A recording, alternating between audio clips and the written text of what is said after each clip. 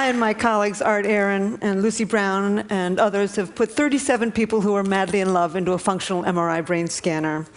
17 who are happily in love, 15 who had just been dumped, and we're just starting our third experiment, studying people who report that they're still in love after 10 to 25 years of marriage. So this is the short story of that research. In the jungles of Guatemala, in Tikal, stands a temple. It was built by the grandest sun king of the grandest city-state, of the grandest civilization of the Americas, the Mayas. His name was Casacanchawi. He stood over 6 feet tall. He lived into his 80s, and he was buried beneath this monument in 720 AD. And Mayan inscriptions proclaim that he was deeply in love with his wife, so he built a temple in her honor facing his. And every spring and autumn, exactly at the equinox, the sun rises behind his temple and perfectly bathes her temple with his shadow. And as the sun sets behind her temple in the afternoon, it perfectly bathes his temple with her shadow. After 1,300 years, these two lovers still touch and kiss from their tomb. Around the world, people love. They sing for love, they dance for love, they compose poems and stories about love, they tell myths and legends about love, they pine for love, they live for love, they kill for love, and they die for love. As Walt Whitman once said, he said, "Oh, I would stake all for you." Anthropologists have found evidence of romantic love in 170 societies. They've never found a society that did not have it. But love isn't always a happy experience. In one study of college students, they asked a lot of questions about love, but the two that stood out to me the most were, have you ever been rejected by somebody who you really loved? And the second question was, have you ever dumped somebody who really loved you? And almost 95% of both men and women said yes to both. Almost nobody gets out of love alive. So before I start telling you about the brain, I want to read for you what I think is the most powerful love poem on earth. There's other love poems that are, of course, just as good, but I don't think this one can be surpassed. It was told by an anonymous Kwakiutl Indian of southern Alaska to a missionary in 1896. Here it is. I've never had the opportunity to say it before. Fire runs through my body with the pain of loving you. Pain runs through my body with the fires of my love for you. Pain like a boil about to burst with my love for you. Consumed by fire with my love for you. I remember what you said to me. I am thinking of your love for me. I am torn by your love for me. Pain and more pain. Where are you going with my love? I am told you will go from here. I am told you will leave me here. My body is numb with grief. Remember what I said, my love. Goodbye, my love, goodbye. Emily Dickinson once wrote, "Parting is all we need to know of hell." How many people have suffered in all the millions of years of human evolution? How many people around the world are dancing with elation at this very minute? Romantic love is one of the most powerful sensations on earth. So several years ago, I decided to look into the brain and study this madness. Our first study of people who are happily in love has been widely publicized, so I'm only going to say very little about it. We found activity in a tiny little factory near the base of the brain called the ventral tegmental area. We found activity in some cells called the A10 cells, cells that actually make dopamine, a natural stimulant, and spray it to many brain regions. Indeed, this part, the VTA, is part of the brain's reward system. It's way below your cognitive thinking process. It's below your emotions. It's part of what we call the reptilian core of the brain, associated with wanting, with motivation, with focus, and with craving. In fact, the same brain region where we found activity becomes active also when you feel the rush of cocaine. But romantic love is much more than a cocaine high. At least you come down from cocaine. Romantic love is an obsession. It possesses you. You lose your sense of self. You can't stop thinking about another human being. Somebody is camping in your head. As an 8th century Japanese poet said, "My longing had no time when it ceases.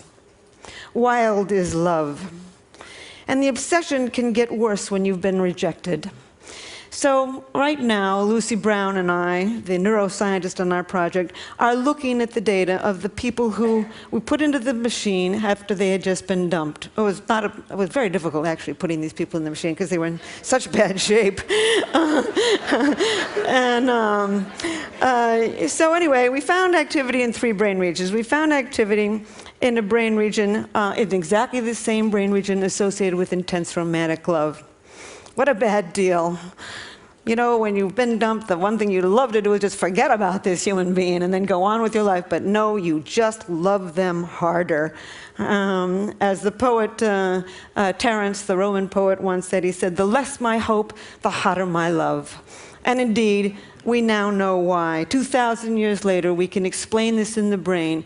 That brain system, the reward system for wanting, for motivation, for craving, for focus, becomes more active when you can't get what you want. In this case, life's greatest prize, an appropriate mating partner. We found activity in other brain regions also. In a brain region associated with calculating gains and losses.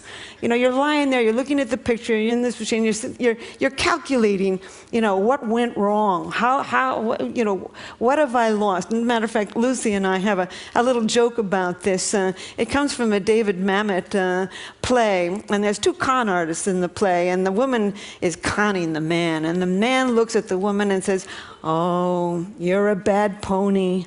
I'm not going to bet on you." And indeed, it's this brain, part of the brain, the core of the nucleus accumbens actually, that's becoming active as you're measuring your gains and losses. It's also the brain region that becomes active when you're willing to take enormous risks for huge gains and huge losses. Last but not least, we found activity in the brain region associated with deep attachment to another individual. No wonder people suffer around the world, and we have so many crimes of passion. When you've been rejected in love, not only are you engulfed with feelings of romantic love, but you're feeling deep attachment to this individual. Moreover, this brain circuit for reward is working, and you're feeling intense energy, intense focus, intense motivation, and the willingness to risk it all to win life's greatest prize. So what have I learned from this experiment that I would like to tell the world? Foremost, I've come to think that romantic love is a drive, a basic mating drive. Not the sex drive. The sex drive gets you out there looking for a whole range of partners.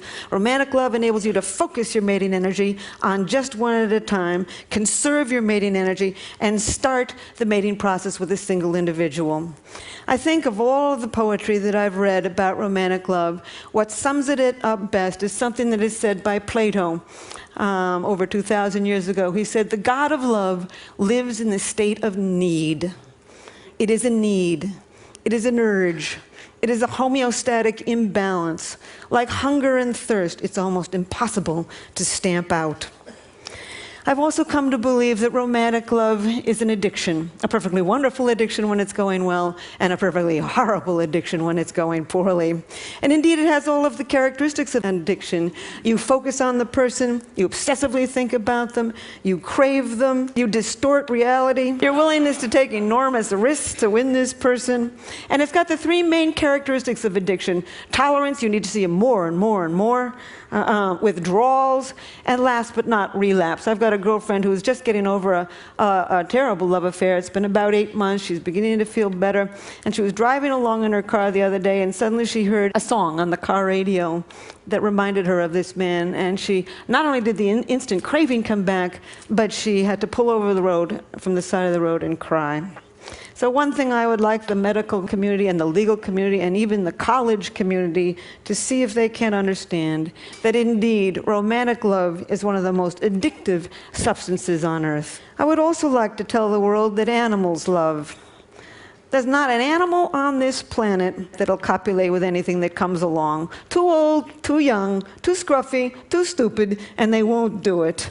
Unless you're stuck in a laboratory cage, and if you spend your entire life in a little box, you're not going to be as picky about who you have sex with. But I've looked in 100 species, and everywhere in the wild, animals have favorites. As a matter of fact, ethologists know this. There's over eight words for what they call animal favoritism, selective proceptivity, mate choice, female choice, sexual choice. And indeed, there are now 3 academic articles in which they've looked at this attraction, which may only last for a second, but it's a definite attraction, and it's either the same brain region, this reward system, or the chemicals of that reward system are involved. In fact, I think animal attraction can be instant. You can see an elephant instantly go for another elephant, and I think that this is really the origins of what you and I call love at first sight. People have often asked me whether what I know about love has spoiled it for me. And I just simply say, hardly. You can know every single ingredient in a piece of chocolate cake, and then when you sit down and eat that cake, you can still feel that joy. And certainly I make all the same mistakes everybody else does too. But it's really deepened my understanding and compassion, really, for all human life. As a matter of fact, in New York, I often catch myself looking in baby carriages and feeling a little sorry for the tot. And in fact, sometimes I feel a little sorry for the chicken on my dinner plate when I think of how intense this brain system is. Our newest experiment is been hatched by my colleague Art Aaron, putting people who are reporting that they are still in love in a long-term relationship into the functional MRI. We've put 5 people in so far, and indeed we found exactly the same thing. They're not lying. They basically, the brain areas associated with intense romantic love still become active 25 years later. There are still many questions to be answered and asked about romantic love. The question that I'm working on right this minute, and I'm only going to say it for a second and then end, is why do you fall in love with one person rather than another? The reason I never would have even thought to think of this, but Match.com, the internet dating site, came to me 3 years ago and asked me that question. And I said, I don't know. I know what happens in the brain when you do become in love, but I don't know why you fall in love with one person rather than another. And so I've spent the last 3 years on this, and there's many reasons that you fall in love with one person rather than another that psychologists can tell you. And we tend to fall in love with somebody from the same socioeconomic background, the same general level of intelligence, the same general level of good looks, the same religious values. Your childhood certainly plays a role, but nobody knows how. And that's about it. That's all they know. No, they've never found the way 2 personalities fit together to make a good relationship. So it began to occur to me that maybe your biology pulls you towards some people rather than another. And I have concocted a questionnaire to see to what degree you express dopamine, serotonin, estrogen, and testosterone. I think we've evolved 4 very broad personality types associated with the ratios of these 4 chemicals in the brain. And on this dating site that I've created called chemistry.com, I ask you first a series of questions to see to what degree you express these chemicals, and I'm watching who chooses who to love. And 3.7 million people have taken the questionnaire in America. About 600,000 people have taken it in 33 other countries. I'm putting the data together now, and at some point, there will always be magic to love, but I think I will come closer to understanding why it is you can walk into a room and everybody is from your background, your same general level of intelligence, your same general level of good looks, and you don't feel pulled towards all of them. I think there's biology to that. I think we're going to end up in the next few years to understand all kinds of brain mechanisms that pull us to one person rather than another. So I will close with this. Oh, these are my older people. Faulkner once said, "The past is not dead. It's not even the past." Indeed, we carry a lot of luggage from our yesteryear in the human brain. And so there's one thing that makes me pursue my understanding of human nature. And this reminds me of it. These are two women. Women tend to get intimacy differently than men do. Women get intimacy from face-to-face talking. We swivel towards each other, we do what we call the anchoring gaze, and we talk. This is intimacy to women. I think it comes from millions of years of holding that baby in front of your face, cajoling it, reprimanding it, educating it with words. Men tend to get intimacy from side-by-side doing. As soon as one guy looks up, the other guy will look away. I think it comes from millions of years of standing behind that bush, sitting behind the bush, looking straight ahead, trying to hit that buffalo in the head with a rock. I think for millions of years, men faced their enemies. They sat side by side with friends. So my final statement is, love is in us. It's deeply embedded in the brain. Our challenge is to understand each other. Thank you.